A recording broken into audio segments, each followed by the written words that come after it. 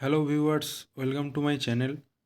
তো আজকের ভিডিওতে আমরা কিছু পোটেনশিয়াল টপিক নিয়ে কথা বলবো যেগুলো লতে পিএইচডি করার জন্য প্রয়োজন। তো এই ভিডিওটা শুধুমাত্র পিএইচডি স্টুডেন্টরা নয়, যারা ল নিয়ে পড়ছো, ল স্টুডেন্ট রয়েছো বা মাস্টার্স করছো, তারা সবাই এই ভিডিওটা অবশ্যই দেখবে। এই ভিডিওতে তোমরা অনেকটা মোটিভেশন পাবে।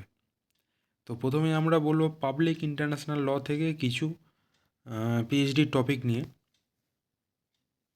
The impact of climate change on international human rights law. An analysis of the International Criminal Court's jurisdiction.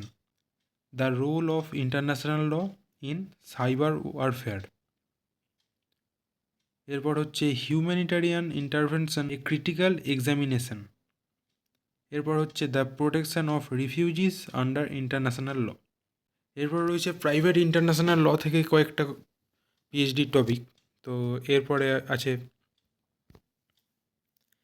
conflict of laws in cross-border insolvency cases, jurisdiction and enforcement of foreign judgments, international commercial arbitration, a comparative study, the recognition of enforcement of foreign marriage and divorce, international intellectual property law, challenges and opportunities. এরপরে আমরা constitutional লয়ের কিছু PhD topic নিয়ে কথা বলবো। তো প্রথমেই রয়েছে the evolution of judicial review in constitutional democracies. তারপর রয়েছে federalism and subsidiarity, a comparative analysis.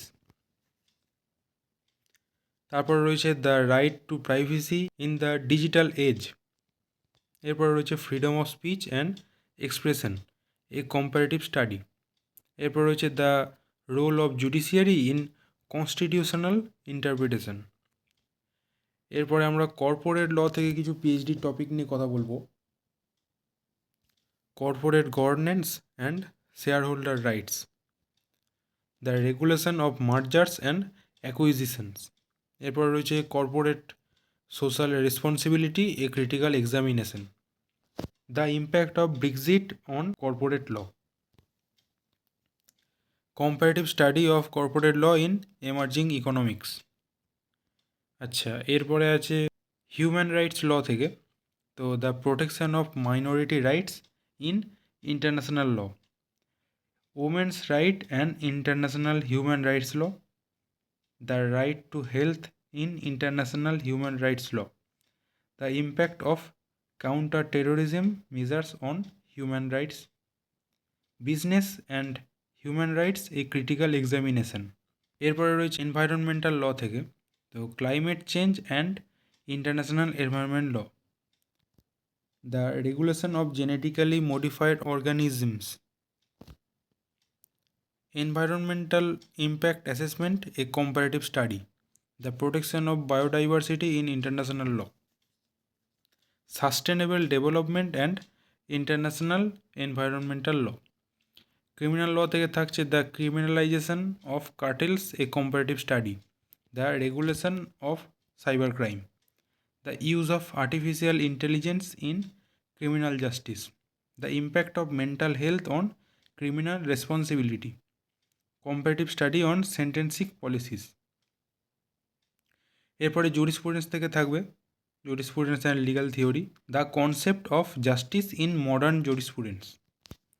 তারপরে রয়েছে critical legal studies, a critical examination, the role of morality in law, the relationship between law and ethics, আর post modernism and law, a critical analysis.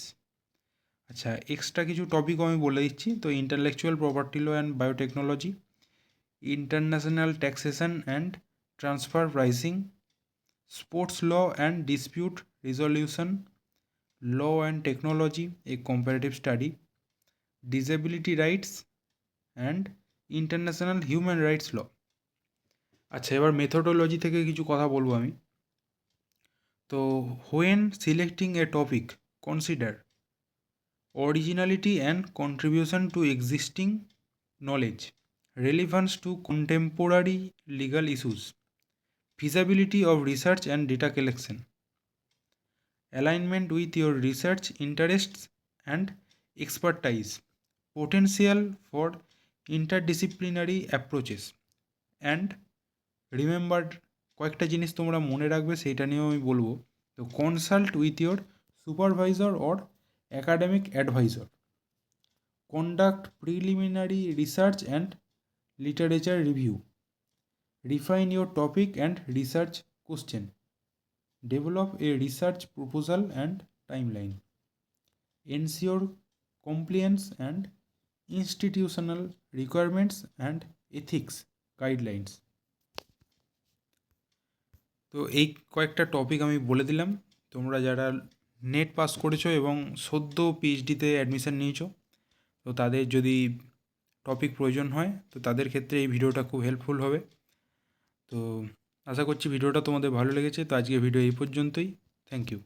আর এই পিডিএফটার link আমি description বক্সে দিয়ে দিয়েছি, তোমরা Google drive link দেওয়া আছে, তো তোমরা এটা গুগল ড্রাইভ থেকে ডাউনলোড করে নেবে। Thank you.